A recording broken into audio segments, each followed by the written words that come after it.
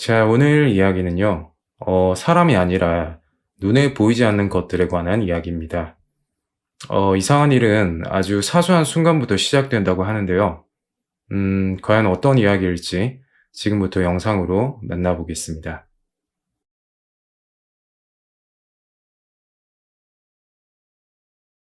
안녕하세요. 저는 대구 상인동에 살고 있는 30대 남성입니다.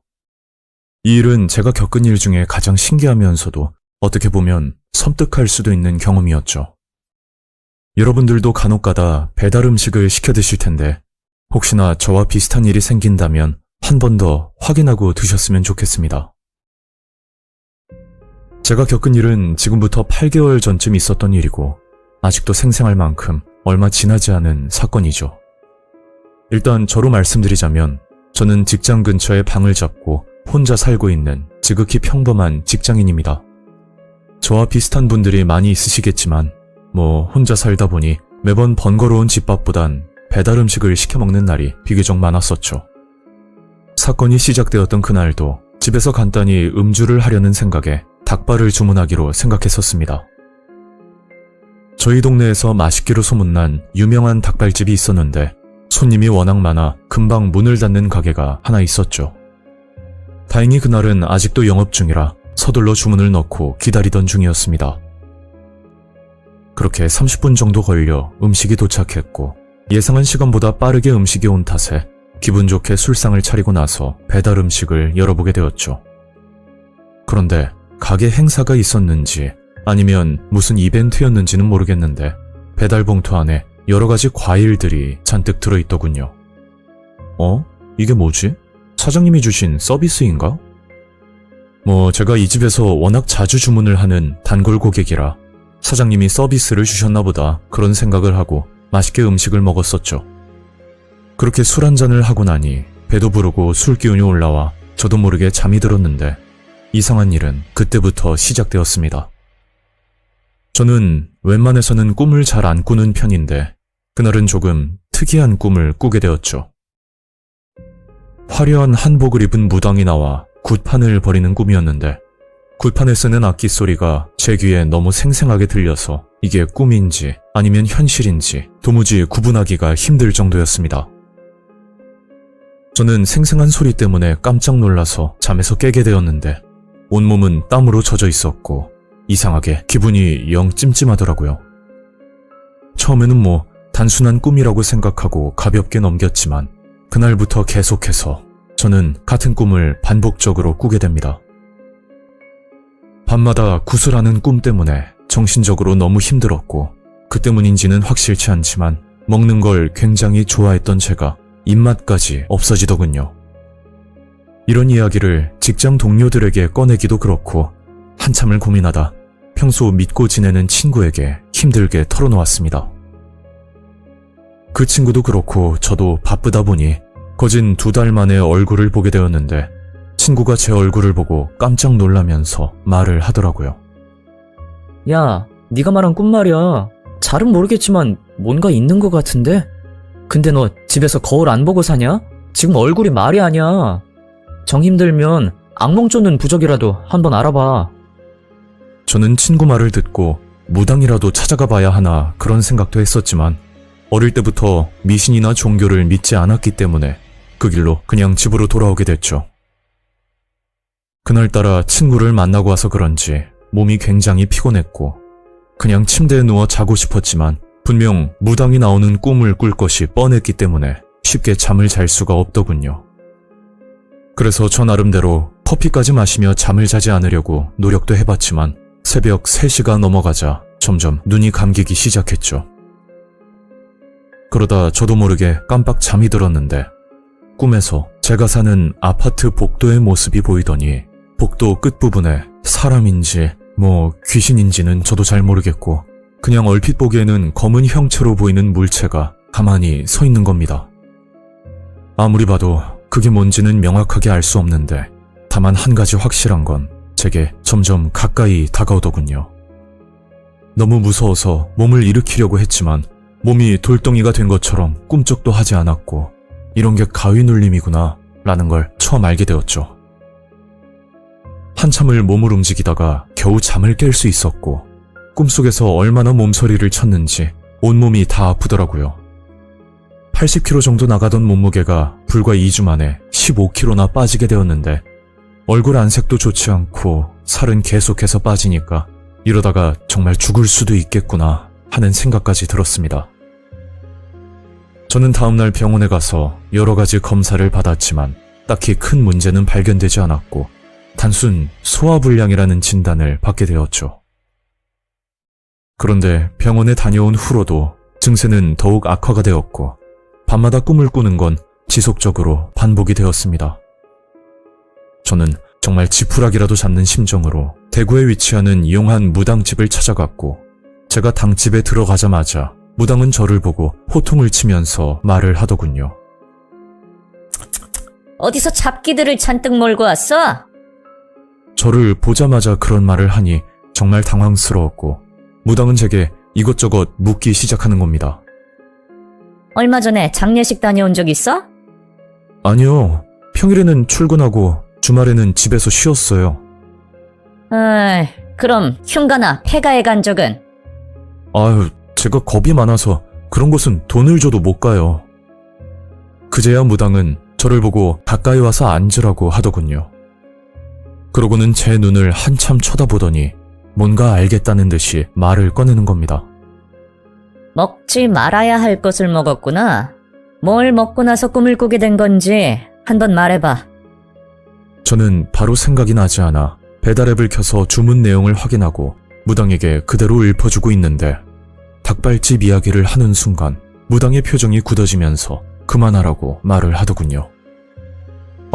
아직 더 있는데요. 아니, 됐고 그 닭발집에서 뭘 먹었는지 말해봐. 저는 닭발과 기본 샐러드 그리고 서비스로 준 과일을 먹었다고 사실대로 말을 했죠. 그러자 무당은 닭발집에서 준 과일에 문제가 있다면서 이야기를 하는데 그 닭발집은 평소 서비스가 후한 집이었고 특히나 제가 자주 주문하는 단골집이라 도대체 뭐가 문제냐고 물었습니다. 아주 악한 곳에서 굿판에 쓰인 과일을 준 거야, 이 사람아. 솔직히 믿기 힘든 말이었지만 만약 그게 사실이라면 정말 충격적이었고 제가 자주 주문하던 단골 가게에서 이런 일이 있을 줄은 전혀 상상도 못했던 거죠. 무당은 한숨을 쉬면서 제사를 지내 잡기를 몰아내는 것이 좋겠다고 말을 했고 저는 속는 셈치고 무당을 따라 제사를 치르게 되었습니다. 그렇게 모든 과정을 끝내고 집으로 돌아왔고 신기하게도 그날 밤은 아무 꿈을 꾸지 않고 정말 개운하게 잠을 잘 수가 있었죠.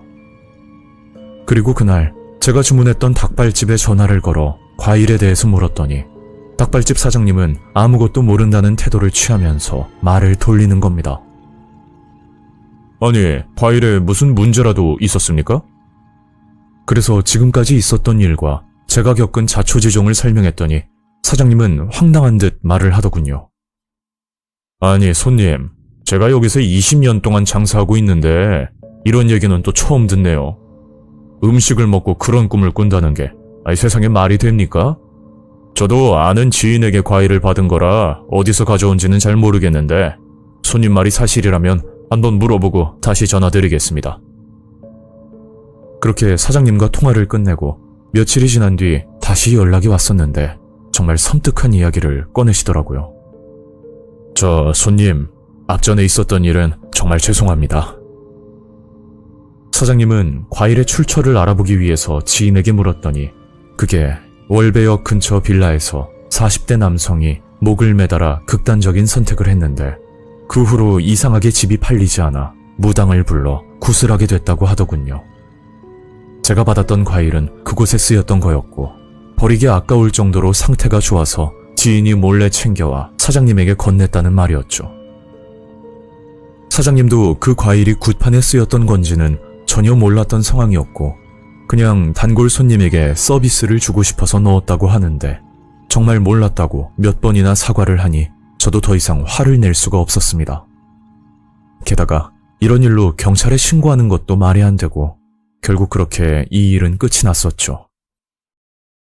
이 사건을 겪고 나서도 배달은 끊지 못했지만 만약 배달을 시켰을 때 말도 안 되는 서비스가 온다면 한 번쯤 의심해보라고 말씀드리고 싶습니다. 특히 떡이나 과일 종류는 어디에 쓰였던 음식인지 알 수가 없으니까요. 지금 생각해도 너무 신기하고 무서운 경험이었는데 그런 일이 일어난 것 자체가 아직도 믿을 수가 없고, 무당을 찾아가서 제사를 지낸 뒤에 이런 증상들이 사라졌다는 사실 또한 정말 꿈이라고 해도 이상하지 않을 정도로 새로운 경험이었습니다. 그 당시에 체력이 떨어지고 기가 약해져서 그런 거일 수도 있지만, 이번 일로 알게 된 건 눈에 보이지 않는 우리가 알지 못하는 뭔가는 분명히 존재한다는 걸 깨닫게 되었죠.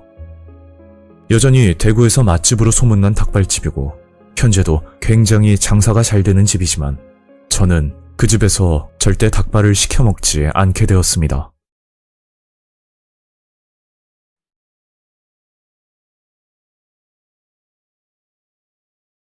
안녕하세요. 저는 울산에 거주하는 40대 남성입니다. 이제껏 누구에게도 말하지 못했지만 살면서 언젠가는 꼭 털어놓고 싶었던 저의 사연을 제보하려고 합니다. 어느새 시간은 훌쩍 지나 저는 불혹을 넘긴 나이가 되었고, 이 일들은 벌써 30년도 더 된 일입니다. 그 당시 저는 울산 북구에 위치한 시골에서 나고 자랐고, 저를 포함해 그 마을에 사는 사람들은 이름만 들어도 알 만큼 서로 가깝게 지내는 편이었죠. 이야기에 앞서 제게는 하나뿐인 1년 터울의 여동생 영희가 있었고, 이 일은 저희 동생에게 관련된 기묘한 사건들입니다. 세월이 많이 지나 기억은 점점 희미해져 가지만 현재 기억하는 것과 그리고 여동생이 말해줬던 내용을 토대로 사연을 풀어보려 합니다. 제가 국민학교 3학년이었을 당시 놀이터에서 잠시 놀고 오겠다던 동생이 감쪽같이 사라진 일이 있었죠. 그 당시 저도 어렸지만 동생이 걱정되는 마음에 동네를 이잡듯이 살피며 돌아다녔습니다. 한참 동생을 찾아다니다 결국 부모님께 모든 사실을 털어놓았고, 맞벌이를 하고 계시던 부모님은 동생을 찾기 위해 곧바로 뛰어나오셨죠. 그렇게 어두컴컴한 저녁이 돼서야 동네의 산 입구에 위치하는 무당집 근방에서 동생을 겨우 찾을 수 있었습니다. 발견 당시 여동생은 무당집 대문 앞에서 눈을 감은 채로 냄새를 맡고 있었다고 하더라고요. 동생은 부모님 손에 이끌려 집으로 들어왔고 저를 보자마자 이런 말을 하는 겁니다. 놀이터에서 놀고 있는데 어디서 자꾸 좋은 냄새가 나서 따라가 보니까 길을 잃었나 봐. 근데 아무것도 기억이 안 나. 제게 말했던 대로 동생은 놀이터에서 그네를 타고 있었는데 어딘가에서 좋은 향기가 났고, 그 향기를 따라 걷다 보니 어느새 무당집 앞으로 가게 되었던 거죠. 그런데 한 가지 의문인 건 해가 지도록 그 무당집 앞에서 뭘 하고 있었는지 전혀 기억하는 바가 없었답니다. 그 사건이 있고 나서 동생에게는 과학적으로 설명하기 어려운 일들이 일어나기 시작했는데, 처음에는 단순 우연의 일치라고만 생각하고 지냈습니다. 한날은 제가 인적이 드문 곳에서 자전거를 타고 다니다 갑자기 지나가는 트럭 소리에 놀라 핸들을 잘못 꺾은 적이 있었죠. 핸들을 갑자기 꺾는 바람에 저는 도랑 아래로 굴러 떨어지게 되었고, 그 당시 한동안 비가 오지 않아 도랑의 바닥은 훤히 드러나 있던 상황이었습니다. 다들 아시겠지만 도랑에는 날카롭고 큰 바위들이 많았는데, 그로 인해 입술은 물론이고 얼굴과 팔, 다리, 맨살이 드러난 부분은 죄다 피투성이가 되어버렸죠. 너무 고통스러운 나머지 힘들게 숨만 쉬고 있었고, 여기서 이렇게 있다가는 목숨까지 위험해질 것 같았습니다. 하지만 제가 굴러떨어진 도랑 근처는 마을 사람들이 거의 다니지 않는 인적이 드문 곳이라 저를 발견하고 도와줄 사람을 찾기가 매우 희박한 상황이었죠. 그런데 그때 멀리서 여동생의 우는 목소리가 들렸고, 저는 정신을 차려보니 동생과 마을 어른 두 분이 제 앞에 서 있는 겁니다. 어떻게 절 찾았는지 신기하기도 했지만 그 당시 온몸이 상처투성인데다 서둘러 병원으로 이송되었기에 동생에게 물어볼 경황도 없었습니다. 그렇게 병원 치료를 받고 나서 다음날 동생에게 물어봤죠. 영희야, 너 어떻게 알고 찾아온 거야?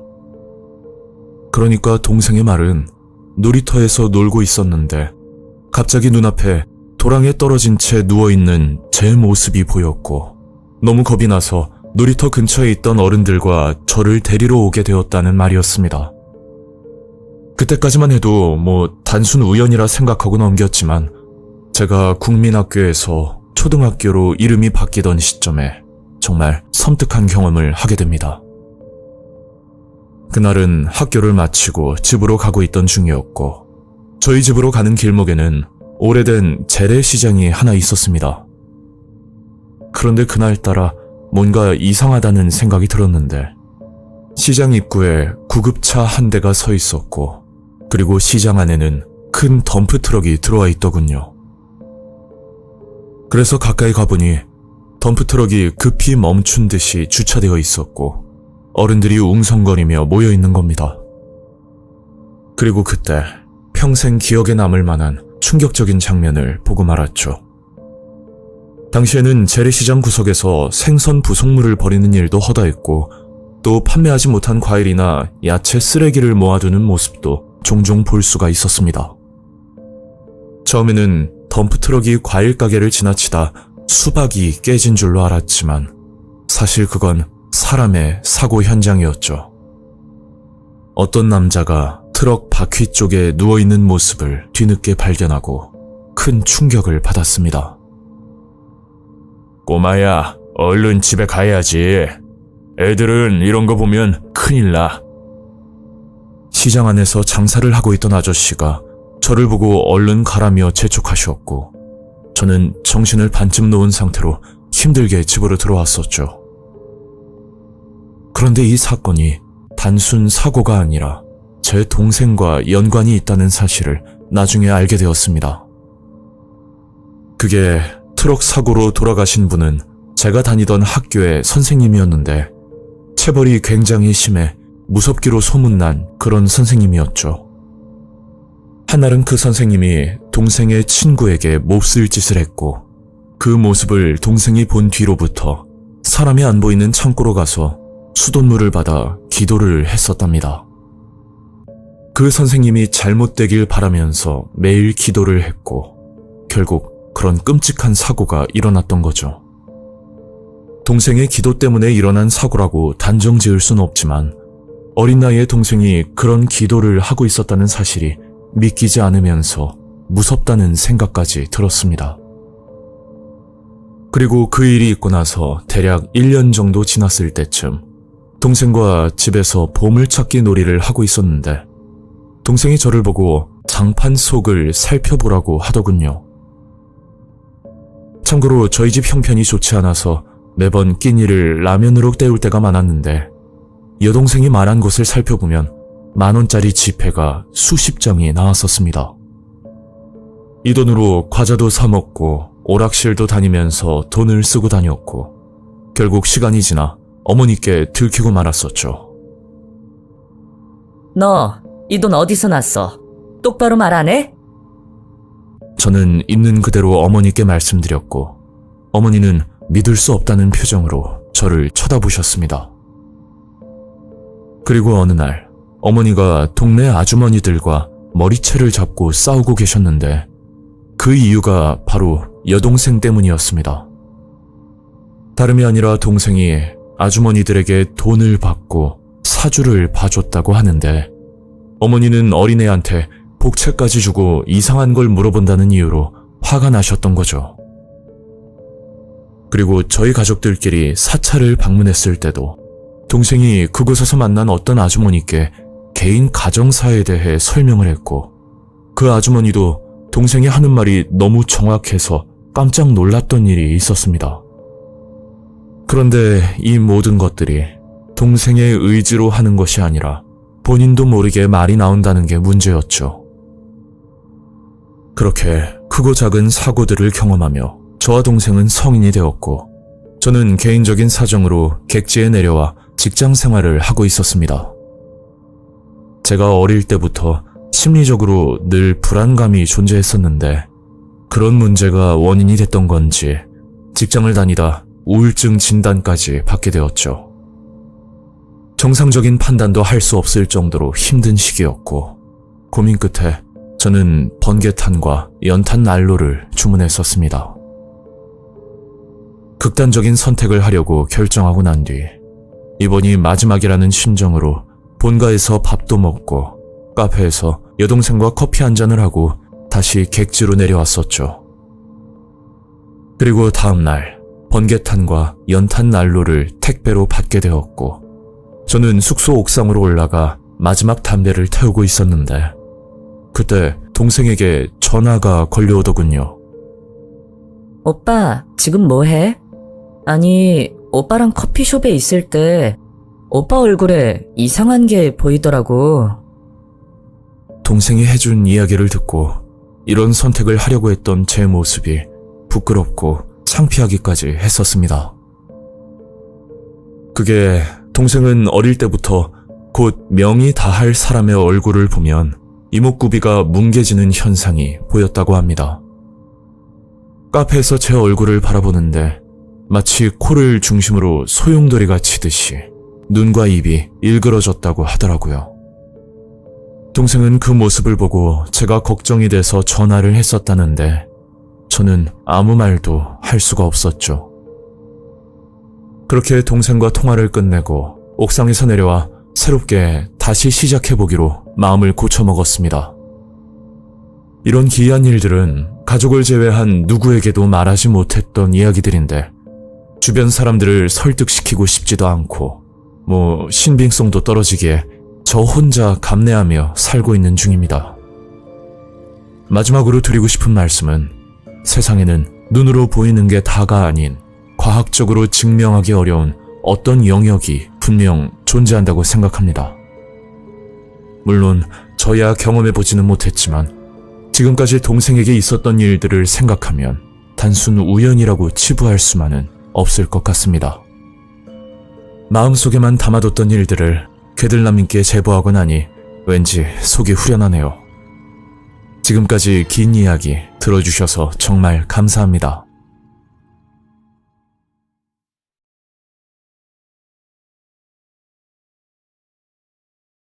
안녕하세요.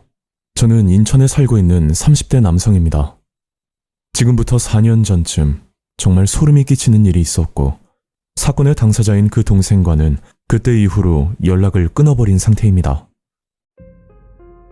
그 당시 저는 작은 규모의 제조업 회사에서 근무를 하고 있었고 제가 여기서 근무를 한 지 1년이 조금 넘었을 시점에 태영이라는 동생이 회사에 입사를 하게 되었습니다.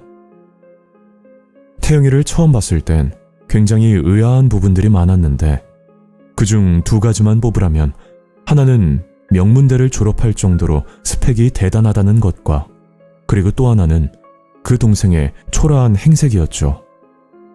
스펙은 그렇다 쳐도 저는 태영이를 볼 때마다 왠지 모르게 가까이 지내기가 싫었는데 바로 그 이유가 태영이에게서 나는 악취 때문이었습니다.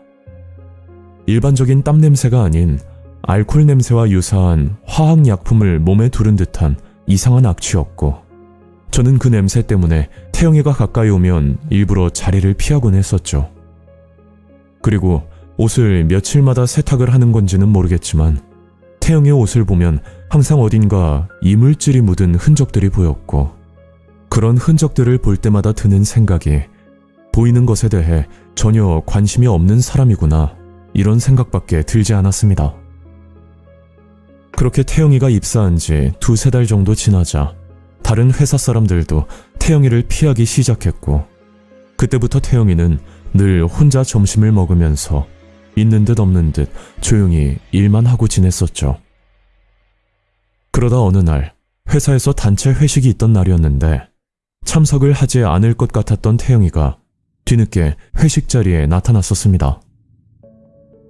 그걸 보고 회사 사람들 모두 표정이 좋진 않았지만 그래도 회식 날이니 최대한 내색하지 않으려는 모습이었고 혼자 구석에서 술을 마시는 태영이를 보고 뭔가 말 못할 사정이 있진 않을까 그런 생각이 들어 제가 먼저 말을 걸게 되었죠. 태영아, 내가 뭐 좀 물어볼 게 있는데 태영이 넌 일 마치고 집에서 뭐하고 지내? 아, 저요?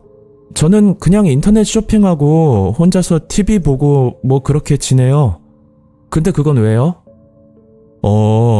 내가 말을 할까 말까 진짜 고민을 많이 했는데 그래도 태영이 네가 알고 있는 게 좋을 것 같아서. 그게 넌 잘 모르겠지만 태영이 너 몸에서 비릿한 알코올 냄새가 자꾸만 나거든? 그것 때문에 가까이 가기도 힘들고 회사 사람들도 많이 곤란한 눈치야. 어떻게 보면 기분이 나쁠 수도 있지만 누군가는 말을 해주는 것이 태영이에게도 나을 거라는 판단이 들어 저는 솔직하게 이야기를 해줬습니다. 그러나 태영이는 별일 아니라는 듯 대수롭지 않게 넘겨버렸고 저도 그 이상 언급을 하지 않고 그냥 그렇게 지내게 되었죠. 그리고 며칠 뒤 퇴근 준비를 하고 있었는데 태영이가 저를 부르더니 자꾸만 이상한 걸 물어보는 겁니다. 형, 저한테서 나는 냄새가 그렇게 역겨워요? 아, 태영아, 내가 회식 때 했던 말 때문에 그래? 그땐 내가 술도 먹었고 해서 혹시 기분 나빴다면 사과할게. 아니, 그러니까 냄새가 역겹냐고요. 지금 그걸 묻잖아요. 그냥 조금? 근데 내 말에 너무 신경 쓰지는 말고 나는 바빠서 먼저 가봐야겠다. 내일 보자. 그렇게 저는 서둘러 회사를 빠져나왔고 아마 그 시점부터 태영이가 저를 바라보는 눈빛이 조금씩 달라지기 시작했었습니다. 그 뒤로부터 저는 한동안 태영이를 피해 다니곤 했었는데 한날은 태영이가 제게 이런 부탁을 하더라고요. 형, 제가 할 말이 있어서요. 그래 태영아, 무슨 일인데? 제가요, 오늘 진짜 힘든 일이 있거든요. 근데 제가 주변에 친구들도 없고 오늘 술 한잔 꼭 하고 싶은데 이따 퇴근하고 시간 어떠세요? 그 순간 태영이의 표정을 보니 너무 짠해 보이는 모습이었고 저도 본의 아니게 태영이에게 상처를 준 것 같은 생각에 그날 태영이와 둘이서 술을 한잔하게 되었습니다. 술자리에서 나온 이야기는 태영이의 어머니가 건강 때문에 병원에 계신다는 말이었고 저는 태영이의 말을 들어주면서 한참 위로를 해주고 있었죠. 그렇게 어느 정도 술이 들어가다 보니 평소 태영이에게 궁금한 점들과 또 쉽게 이해가 가지 않는 부분들을 그제야 물어보게 되었습니다. 태영아, 넌 대학도 좋은 데 나왔고 여기보다 더 좋은 직장에 들어갈 수 있는 스펙인데 왜 여기서 이러고 있어? 저는 단순한 일이 좋아요. 그리고 뭐 별다른 이유도 없고요. 아, 그렇구나. 근데 태영아, 너한테서 자꾸 알코올 냄새가 나는데 그건 도대체 왜 그런 거야? 그러자 태영이는 본인 몸에서 나는 냄새에 대해 설명을 해준다고 하더니 저와 함께 본인 집으로 가자고 말을 하는 겁니다. 그 말을 듣고 썩 내키진 않았지만 왜 그런 냄새가 나는지 궁금하기도 했고 술을 마시면서 태영이를 지켜보니 꽤 순수하고 착하다는 느낌이 들어 그날 태영이의 집으로 놀러 가게 되었죠. 그리고 문을 열고 들어가자마자 눈앞에 보인 풍경은 아직도 생생하게 기억이 납니다. 바닥에는 온통 쓰레기들이 굴러다니고 식탁에는 언제 먹은 건지 추측도 불가능한 음식들이 쌓여 있고 한마디로 여기서 사람이 사는 것 자체가 말이 안 될 정도로 더러운 집이었죠. 집이 좀 많이 더럽죠? 어머니가 집에 계실 때는 깨끗했는데 저 혼자 지내다 보니까 이렇게 돼버렸네요. 형, 일단 들어오세요.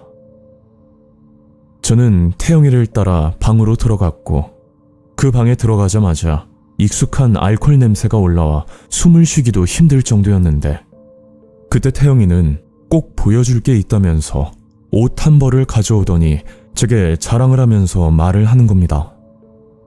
형, 이게 이래봐도 명품보다 훨씬 값어치 있는 옷이에요. 형은 잘 모르시겠죠? 제가 볼 땐 아무런 메이커도 없고 심지어 옷의 얼룩까지 보이는 낡은 옷이었는데 이런 옷을 가지고 명품과 비교를 하니 도저히 신뢰가 안 가서 그냥 한 귀로 흘려듣고 얼른 집으로 가려는 생각뿐이었죠.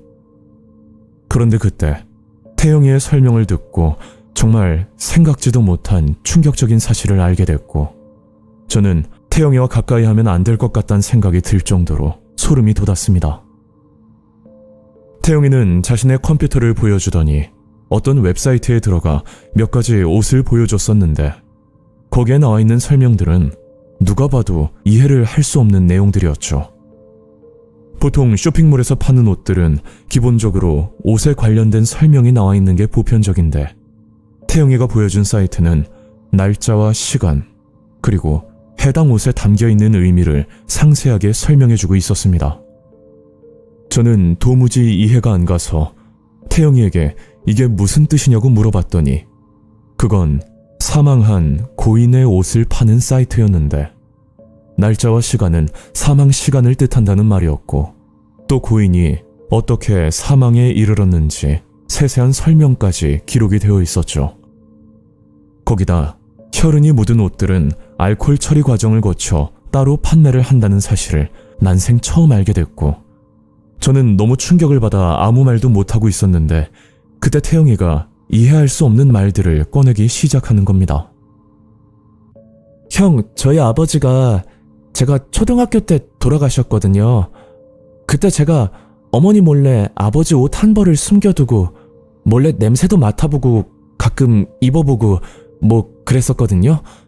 근데 그 옷을 입으면서 느낀 게 슬픔이나 그리움 같은 그런 감정이 아니라 이상하게 그 옷을 입으면 묘하게 안정감도 들고 이상한 성적 흥분까지 느껴지는 거예요.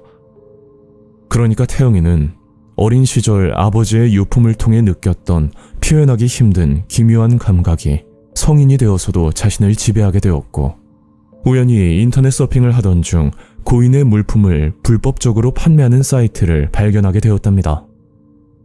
그때부터 태영이는 말로 표현할 수 없는 기분을 느꼈고 더 나아가 성적 흥분까지 느끼기 시작했다고 하더라고요. 태영이는 그 옷들을 입고 다니면서 고인들의 삶을 간접적으로 경험하고 있고 이 옷을 통해 고인들이 사망 시 느꼈던 감정들이 자신에게 전달되는 것 같다는 그런 이해하기 힘든 이야기였죠. 저는 태영이의 말을 듣고 온몸에 소름이 끼쳤고 이건 슬픔에 대한 집착을 넘어 변태적이고 섬뜩한 취향으로 발전했다는 사실이 저에게는 정말 충격적일 수밖에 없었습니다. 그리고 태영이는 마지막으로 이런 말까지 했었는데 조만간 어머니가 돌아가시고 나면 어머니의 유품도 입어보고 싶다고 빨리 그날이 찾아왔으면 좋겠다는 황당한 말까지 꺼내더라고요. 모든 사실을 알고 나서 곧장 그 집에서 나왔고 그날 이후 회사에서 태영이와 마주치지 않으려고 부단한 노력을 했었죠. 그렇게 몇 달 뒤 태영이가 퇴사했다는 소식을 듣고 나서 그제야 마음을 놓을 수가 있었습니다. 세상에는 다양한 취향들이 있겠지만 그런 끔찍한 취향을 가지고 있는 사람도 있다는 걸 알게 됐고 저는 아직도 그때 맡았던 지독한 알코올 냄새를 기억할 정도로 저에겐 너무 충격적인 경험이었습니다.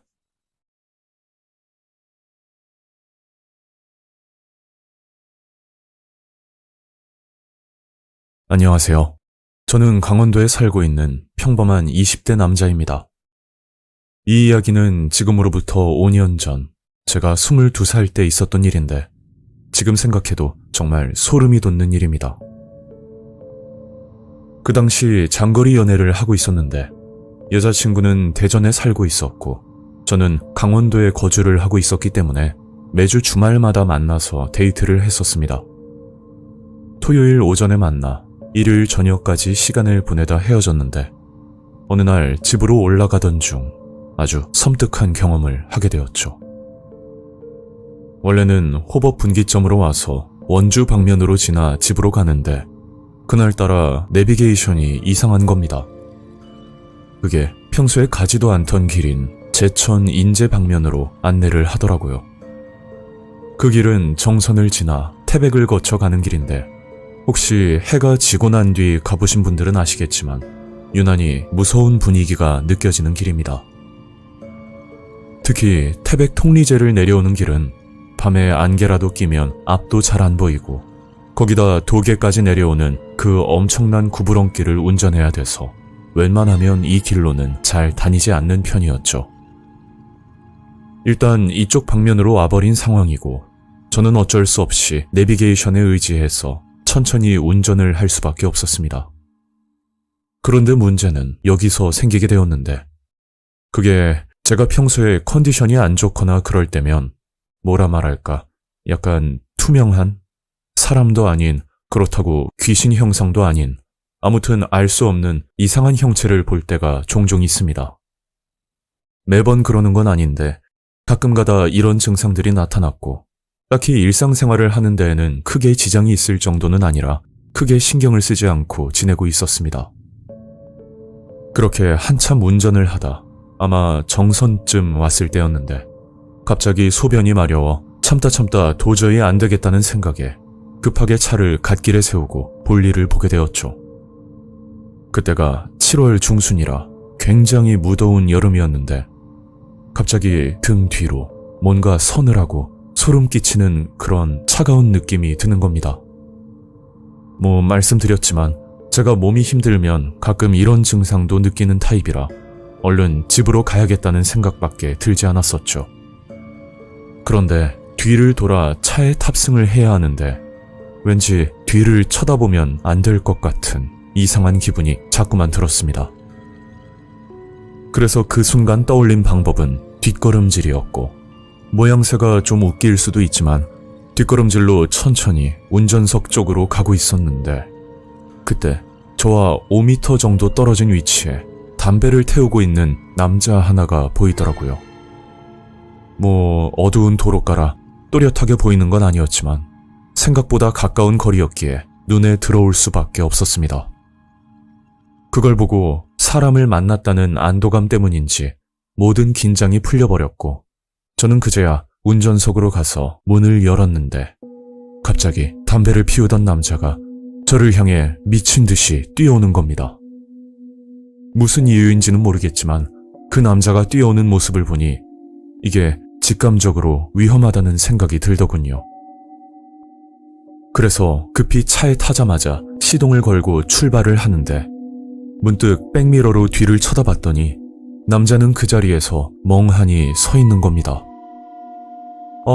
깜짝 놀랐네. 술 취한 사람인가? 그런데 운전을 하다 문득 들었던 생각은 분명 남자가 차도에서 담배를 피우며 서 있었는데 그게 아무리 봐도 그 남자의 차가 보이지 않았다는 게 너무 이상했습니다. 그 길은 사람이 걸어올 길도 아니었고 그렇다고 택시를 이곳까지 불러서 갈 수도 없는 길이었기 때문에 아무리 생각해봐도 이해가 가지 않던 상황이었죠. 그런 생각이 꼬리에 꼬리를 물다 보니 그곳에서 있었던 모든 일들이 정말 소름 돋을 정도로 무서워지는 겁니다. 그래서 태백 황지동쯤 왔을 때 아침 출근이고 뭐고 태백에 사는 삼촌에게 전화를 드려 하룻밤만 재워달라고 부탁을 드렸었죠. 삼촌, 저 민성인데요. 정말 죄송한데 오늘 하룻밤만 재워주세요. 민성이니? 이 시간에 무슨 일이야? 그게 제가 가서 천천히 말씀드릴게요. 그래, 알겠어. 운전 조심하고 천천히 와라. 삼촌도 제가 겁에 질린 목소리를 느꼈는지 더 이상 캐묻지는 않으셨고 곧장 집으로 오라고 하셨습니다. 그렇게 겨우 삼촌 집에 도착을 했고 삼촌은 제 얼굴을 보더니 도대체 무슨 일이 있었냐고 깜짝 놀라시더라고요. 저도 뒤늦게 알았던 사실이지만 그 당시 제 얼굴이 창백할 정도로 하얗게 질려 있었고 당장 쓰러져도 이상하지 않을 정도로 심각해 보였다고 하셨죠. 그래서 삼촌에게 여자친구를 만나고 집으로 가는데 사북에서 정선으로 넘어오는 도중 제가 경험한 일들을 상세히 말씀드렸습니다. 그런 일이 있었다고? 나도 가끔 듣긴 했는데 거기가 밤에 차도 없고 한적한 도로라 헛것을 보는 사람이 많다고 하더라고. 아니 삼촌, 분명히 어떤 남자가 담배를 태우다가 갑자기 저를 발견하고 뛰어왔다니까요. 저는 억울하다는 듯이 삼촌에게 말씀을 드렸고 제 말을 한참 듣고 있던 삼촌이 옛날에 있었던 아주 섬뜩한 이야기를 하나 해주셨죠. 삼촌의 이야기는 제가 차를 세운 곳이 정선 카지노 근방이라고 말씀을 하셨는데 그곳 강원랜드에서 있었던 일이라고 하더라고요. 현재는 카지노의 출입 횟수 제한을 두면서 많이 사라졌다고 하는데 카지노에서 돈은 물론 집과 차량까지 잃고 극단적인 선택을 하는 경우가 꽤나 많았다고 합니다. 삼촌이 알고 있던 가장 최근의 일은 그리 오래되지는 않았다고 들었는데 아마 2013년쯤이라고 기억을 하셨죠. 삼촌이 건너 아는 지인 중에 카지노에 빠져 전 재산을 탕진하고 빚더미에 앉은 남자가 한 명 있었다고 합니다. 그 남자는 꽤나 많은 재산을 가지고 있었던 사람이라 처음에는 단순 재미로 즐겼지만 점점 중독에 가까운 상태가 되었다고 했죠. 결국 도박에 빠져 하던 일도 그만두고 심지어 사채까지 끌었으면서 남자는 도박에 빠져 살았다고 하더라고요. 여러분도 잘 알다시피 극소수를 제외하면 도박은 하면 할수록 돈을 잃게 되는 구조인데 거기다 감당하기 힘든 사채 이자까지 눈덩이처럼 불어나니 가족들에게 생활비는 고사하고 오히려 돈을 뺏어가는 상황까지 오고 말았답니다. 남자는 중독 증세가 심해지자 가족들과 합의하에 치료를 시작했지만 얼마 못 가 다시 도박에 손을 댔고 결국 가정의 불화에 시달리다 모든 게 깨질 위기였다고 했죠. 그렇게 사채업자들에게 매일같이 빚 독촉을 받다 남자는 더 이상 버티지 못하고 카지노 근처 모텔에서 숨을 거둔 채 발견이 되었다고 합니다. 그런데 남자가 사망하기 전 음성 녹음을 남겼다는데 그 내용이 카지노에 오려는 사람은 내가 죽어서도 막을 거라는 그런 절실한 내용의 메시지를 남겼다고 하더라고요. 그리고 카지노에서 수많은 돈을 잃고 빈털터리가 되면 카지노 측에서 차비 명분으로 소량의 돈을 조금 준다고 합니다. 밥 먹고 차비라도 쓰라는 최소한의 예의인 것이겠죠. 하지만 그 돈을 받은 사람들은 그 돈으로 술을 먹고 도로에 뛰어든다든지 아니면 근처 모텔에 가서 극단적인 선택을 하는 경우가 많다고 하더군요. 삼촌이 해주신 이야기를 듣고 나니 어쩌면 제가 목격했던 남자도 이런 비슷한 일을 겪었던 건 아닐까 하는 생각이 들었습니다.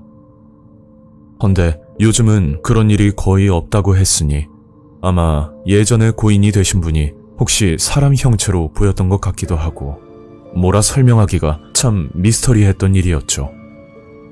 삼촌도 이런 이야기를 지인들에게만 들었었는데 그날은 제가 직접 목격을 했다고 하니 신기하면서도 무섭다고 하시더라고요. 물론 그분들이 도박에 빠진 건 잘못이지만 또 남아있는 가족들을 생각하면 마음 한편이 씁쓸하기만 합니다. 이건 제가 직접 겪고 들은 이야기라 평생 기억에 남을 것 같고 더 이상 이런 일들이 일어나지 않았으면 하는 바람입니다.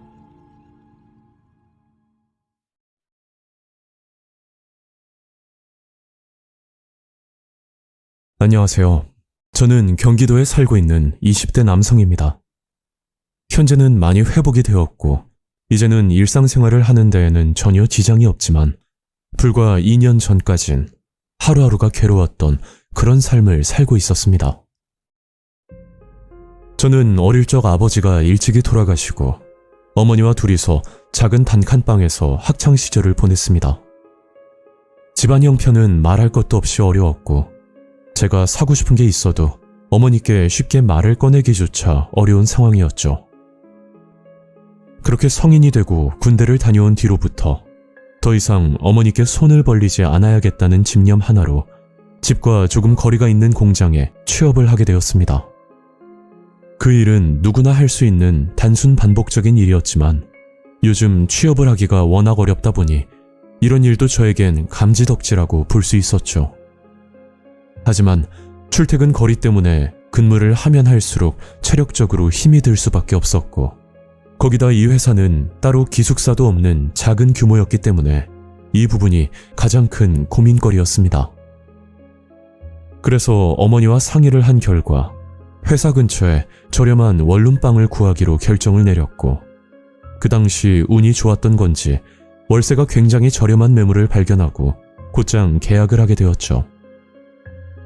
그렇게 2달 정도는 아무 문제 없이 회사 생활을 하면서 지냈는데, 어느 날 저와 같이 일을 하던 미자 이모라는 분이 저에게 이런 말을 하더라고요. 주영아, 너 지금 혼자서 자취한다고 했지? 네, 1~2달 정도 된 것 같아요. 아니, 주영이 너 보니까 우리 조카들이 생각나서 하는 말인데, 혼자 살면 이것저것 많이 필요하잖아. 먹는 것도 부실하고. 뭐 먹고 싶은 반찬은 없어? 저야 뭐든 주시면 감사하죠. 미자 이모는 이 회사에서 일한 지 10년이 다 돼가는 베테랑이었는데, 평소에도 제가 모르는 게 있으면 물불 가리지 않고 도와주는 정말 고마운 분이었죠.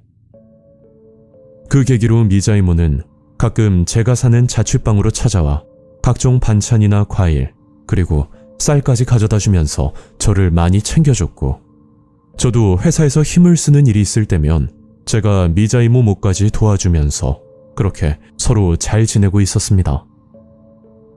그런데 제가 혼자 살다 보니 쌀을 씻고 밥을 직접 해먹는 게 여간 번거롭다는 생각이 들어서 미자 이모에게 받은 쌀은 어머니에게 가져다 주고 저는 햇반을 사서 주로 먹곤 했었죠. 그렇게 1달 정도 지났을 무렵 어머니에게 전화가 한 통 걸려왔었는데 너무 좌절감이 드는 내용의 전화였습니다.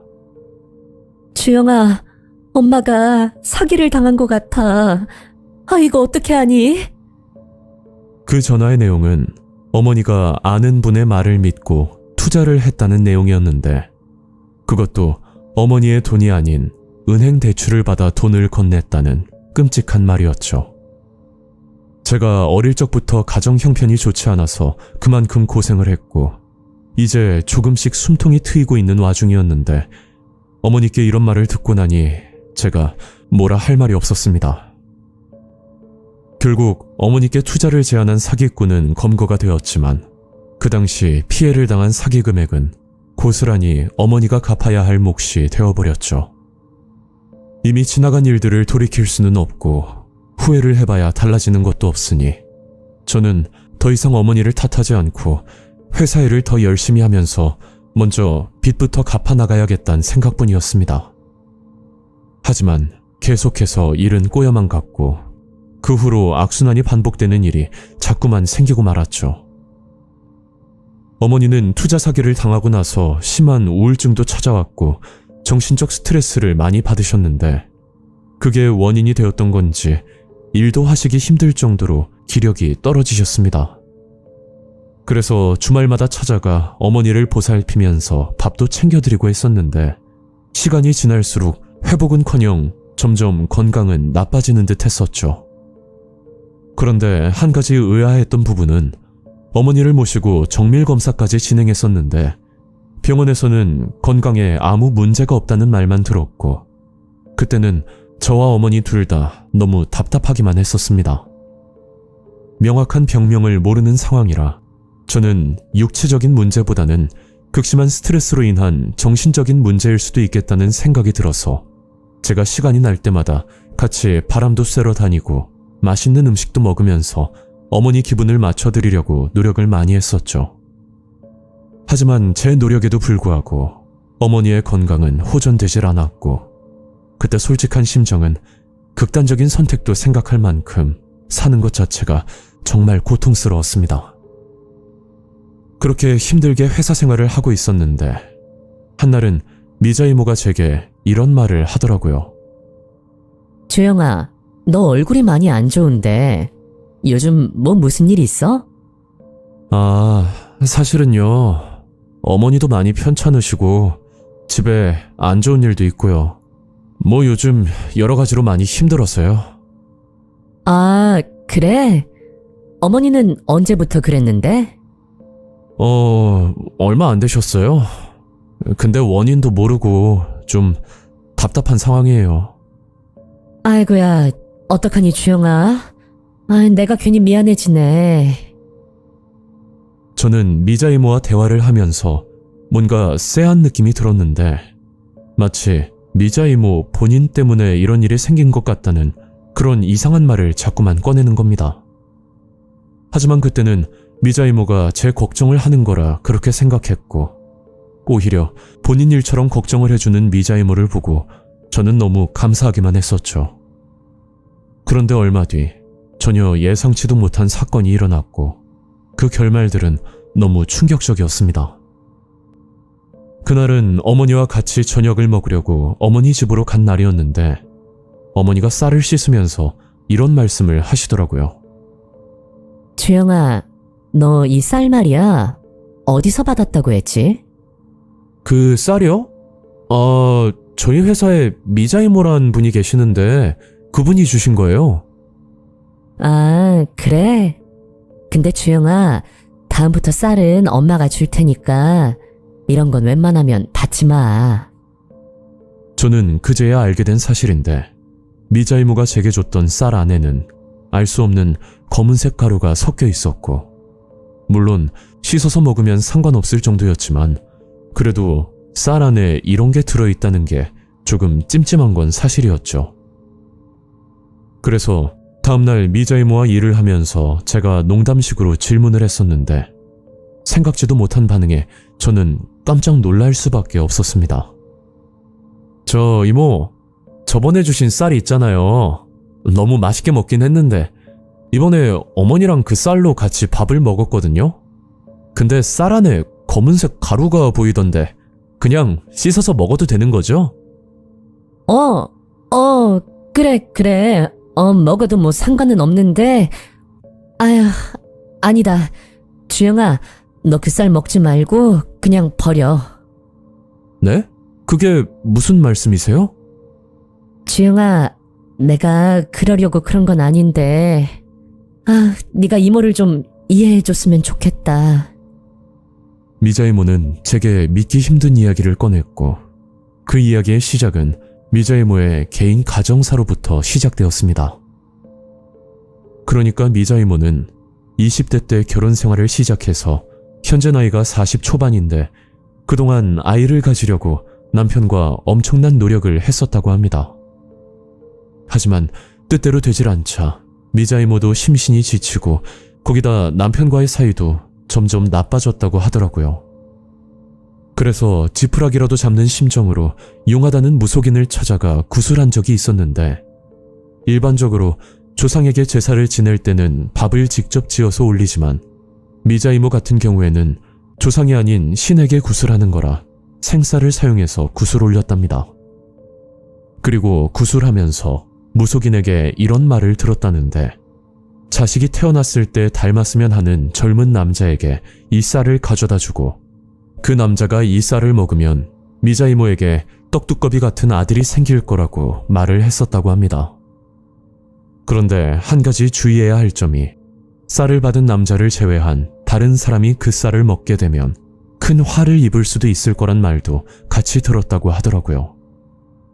저는 미자 이모의 이야기를 듣고 나서 너무 어이가 없었고 이런 미신은 절대 믿지 않는 편이지만 그래도 너무 찜찜한 나머지 그날 퇴근 후 어머니를 찾아가 미자 이모에게 받았던 쌀을 곧장 들고 나왔었죠. 그 후로 한 달 뒤쯤 거짓말처럼 어머니의 건강이 눈에 띄게 좋아졌고 다시 일도 할 만큼 기력을 되찾게 되었습니다. 미자 이모가 평소에 저한테 잘해준 것도 많고 악의적으로 제게 그 쌀을 준 건 아니라고 생각돼서 저는 미자 이모의 마음을 조금이나마 이해해 보기로 하고 그냥 없던 일로 하고 넘어가기로 했었죠. 그 뒤로 그 직장에서 1년 정도 더 근무하고 조금 더 좋은 곳으로 이직을 하게 되었고 미자 이모는 제게 죄책감이 남아있는지 가끔씩 연락이 와서 제게 미안하다는 말을 아직까지 하시더라고요. 이번 일들이 단순 우연하게 일어난 일이라고 치부하기에는 타이밍이 기가 막힐 정도로 소름이 돋는데 이런 일을 실제로 접하고 보니 제가 모르는 세상이 존재할 것만 같고 지금 생각해봐도 너무 기묘했던 일이라 이렇게 제보를 하게 되었습니다.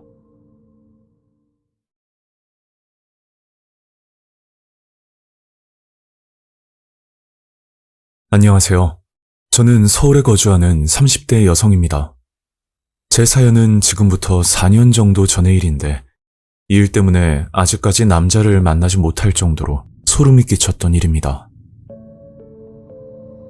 현재 저는 직장을 다니고 있는 평범한 미혼 여자입니다. 4년 전 그 당시 제가 35살이었으니까 현실적인 결혼 정년기는 조금 넘었다고 볼 수 있는 나이였죠. 그러다 보니 각종 소개팅이나 또는 맞선 제의가 많이 들어오는 편이었습니다.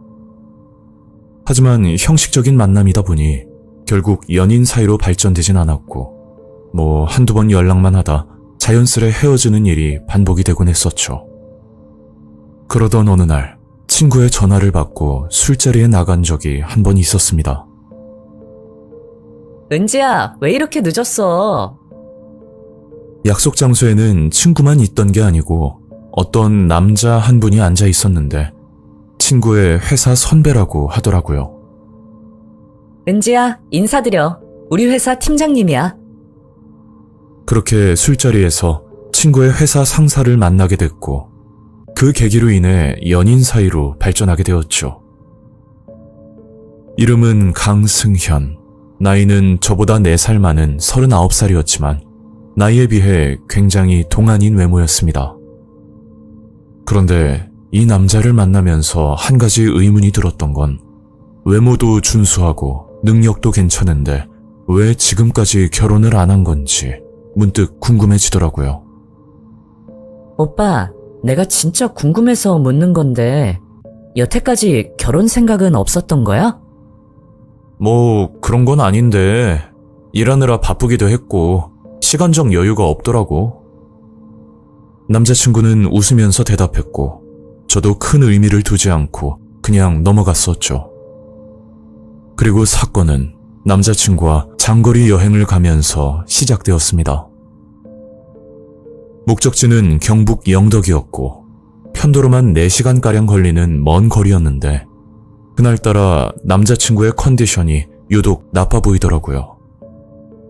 평소 남자친구 얼굴빛이 어두운 편인데다 늘 피곤하다는 말을 달고 살았고 그 당시 제가 해줄 수 있는 건 영양제를 챙겨주는 것뿐이었습니다. 이번 여행도 남자친구의 권유로 일정을 잡았던 건데 또 혼자서 장거리 운전을 해야 되니 여행 전부터 걱정이 되곤 했었죠. 오빠, 괜찮아? 많이 힘들어 보이는데 휴게소에서 좀 쉬다 갈까? 그냥 좀 피곤해서 그래. 숙소 도착해서 한숨 자면 괜찮아질 것 같아. 그렇게 저희는 영덕 바다 근처에 위치하는 펜션에 도착했고 짐을 풀자마자 남자친구는 기절하듯이 잠이 들었습니다. 남자친구가 자고 있을 때 혼자서 펜션 주변을 돌아다니면서 사진을 찍고 있다가 바다 주변에서 한 여자를 목격하고 말았죠. 등대가 있는 방파제 부근에 어떤 젊은 여자가 바다를 보며 서 있었는데 이상할 정도로 움직임이 없는 겁니다. 낚시라도 하겠거니 생각을 하고 저는 바다를 보며 셀카를 찍고 나서 다시 숙소로 돌아왔었죠. 어디 갔다 온 거야? 근처 구경 좀 하다 왔어. 몸은 좀 어때? 그러자 남자친구는 한숨을 쉬면서 말을 꺼내더라고요. 아니, 최근 들어서 어깨가 뭉치고 너무 피곤해서 병원을 갔었거든. 근데 단순 근육통이라는 거야. 그래서 크게 신경은 안 쓰고 지냈는데 이게 한 달이 넘게 계속 아프더라고. 침을 맞아도 안 되고 주사를 맞아도 아프고 도대체 이유를 모르겠네. 올해 9수라 그런가? 저도 미신을 믿지 않는 편이었지만 결혼할 때도 9수를 피하라는 말이 있듯이 뭔가 안 좋은 일이 일어날 것 같은 기분이 들었습니다. 그렇게 펜션에서 하룻밤을 보내고 다음날 오전 사진을 찍으러 등대 근처로 향했었죠. 그런데 어제 제가 봤던 그 여자가 또다시 등대 앞에서 바다를 보고 서 있더라고요. 어? 이상하다. 오빠, 저기 저 여자 좀 이상하지 않아? 뭐가? 그냥 바다 구경하는 사람이겠지. 그런 대화를 나누면서 등대 쪽으로 향하고 있었는데 갑자기 그 여자가 방파제 쪽으로 걸어가더니 바다 쪽으로 뛰어내리는 겁니다. 저와 남자친구는 너무 놀라 소리를 질렀고 하필이면 둘 다 수영을 못했기 때문에 119 신고 말고는 도울 방법이 없었습니다. 그런데 저희 목소리를 듣고 방파제 근방에서 낚시를 하고 있던 아저씨가 다가와 이런 말을 하는 겁니다. 이봐요, 거기 그렇게 서 있다가 진짜 큰일 나요. 그제야 저희들은 정신이 번쩍 들면서 주위를 살펴봤더니 글쎄 한두 걸음만 가면 바다에 빠질 정도로 위험한 위치였습니다. 아니 아저씨, 좀 전에 사람이 빠졌다니까요? 에이, 무슨 말도 안 되는 소리를. 내가 아까부터 여기에서 낚시하고 있었는데 아무 소리도 안 났어요. 남자친구와 저는 뭐에 홀린 것처럼 정신이 하나도 없었고 신고를 받고 온 구조대원들이 확인 결과 저희가 오해를 했다는 것으로 마무리가 되었습니다. 많이 놀라고 당황스러웠지만 결과적으로 사고가 아니라고 하니 한편으론 마음이 놓이더라고요. 그 일이 있고 저희들은 숙소로 돌아와 짐을 챙겨 집으로 가려고 하는데 또다시 문제가 생겨버렸죠. 뭐야 이거? 타이어 펑크가 났는데? 좀 전까지 멀쩡하던 타이어에 펑크가 나 있었고 남자친구는 보험회사를 불러 타이어 수리를 했었습니다. 뭔가 불길한 일들이 연달아 생기다 보니 얼른 집으로 가야겠다는 생각밖에 들지 않았고 저희들은 점심도 먹지 않고 서울로 올라가던 중이었죠. 그리고 요금소에 거의 다 왔을 때쯤 남자친구가 화장실이 급하다며 잠깐 휴게소를 들리게 되었습니다. 저녁이 넘은 시간인데다 점심도 건너뛰었던 탓인지 갑자기 배가 고프더라고요. 오빠, 우리 여기서 간단하게 먹고 출발하자. 그래, 그럼 뭐 먹을지 생각하고 있어. 나 주유 좀 하고 올게. 그렇게 남자친구는 주유를 하려고 차에 올라타는데 뭔가 안 좋은 느낌이 자꾸만 드는 겁니다. 잠깐만, 그냥 밥 먹고 해. 어차피 급한 것도 아니잖아. 제 말에 남자친구는 차에서 내렸고 저희는 식당으로 향하는데 그때 주유소 근방에서 폭발음이 들리더라고요. 나중에 알고 보니 어떤 차 한 대가 급발진이 나서 주유소로 돌진을 했다는데 만약 남자친구가 주유를 하러 갔었다면 무조건 사고가 났을 타이밍이었죠. 그걸 보고 나니 밥맛도 없어지고 여기서 더 안 좋은 일이 터질 것 같은 무서운 기분에 곧장 집으로 출발하게 되었습니다. 그런 여러 가지 일들을 겪고 나니 남자친구 말대로 아홉수라 그런가 싶기도 하고 또다시 만나면 무슨 일이 생길 것 같다는 느낌이 자꾸만 드는 겁니다. 그래서 간단히 사주라도 보려는 생각에 저 혼자 점집을 찾아갔고 그곳에서 이런 말을 듣게 되었죠.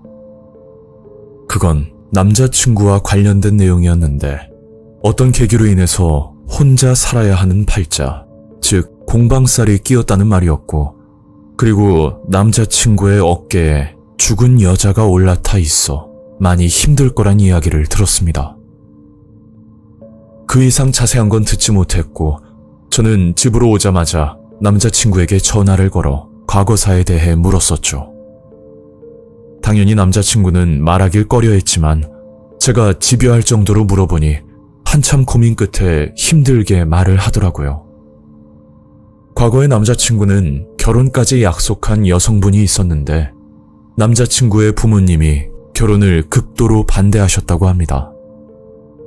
정확한 내막은 모르겠으나 그 문제로 인해서 결국 헤어졌고 그 여성분은 극단적인 선택으로 고인이 되었다는 말을 들을 수 있었죠. 그런데 그 후로 만나는 여자마다 늘 이상한 일을 겪었고 이 문제 때문에 너무 힘들었다는 말을 하더라고요. 모든 속사정을 듣고 나니 남자친구와 관계를 유지하는 게 좀 어려울 거란 판단이 들었습니다. 남자친구도 이미 예상했다는 듯이 먼저 헤어지자는 말을 꺼냈고 그렇게 저희는 헤어지게 되었죠. 그리고 반년 정도 지나 남자친구를 소개시켜줬던 친구에게 무서운 이야기를 들었는데 글쎄 저와 헤어지고 나서 남자친구는 다른 여성을 만났고 연애한 지 3개월 만에 그 여성이 갑작스러운 사고로 사망을 했다는 말을 들었습니다. 이게 우연이라 보기에는 너무 섬뜩한 일이었고 저도 남자친구를 계속 만났더라면 무슨 일이 생겼을지도 모르는 상황이었죠. 또 하나 소름이 돋았던 사실은 제가 등대에서 셀카를 찍고 나서 사진첩을 살펴봤는데 바다에 뛰어들었던 그 여자의 모습이 찍혀 있더라고요. 그래서 확대를 해봤더니 저를 보면서 웃고 있는 표정이었는데 사람이 맞나 싶을 정도로 오싹한 기분이 드는 겁니다. 이런 경험들을 하고 나니 사람을 만나는 것도 꺼림칙하고 제가 여행을 가서 겪었던 일들이 남자친구와 헤어지라는 뜻이었던 건 아닐까 하는 생각까지 들었었죠. 앞으로 누굴 만나서 연애할 생각은 없지만 만약 다시 만나게 된다면 그 사람의 사주 또한 무시할 수 없다는 사실을 깨닫게 된 무서운 경험이었습니다. 오늘 이야기는 여기까지입니다. 구독과 좋아요 잊지 않으셨죠? 다음 영상으로 또 뵐게요. 감사합니다.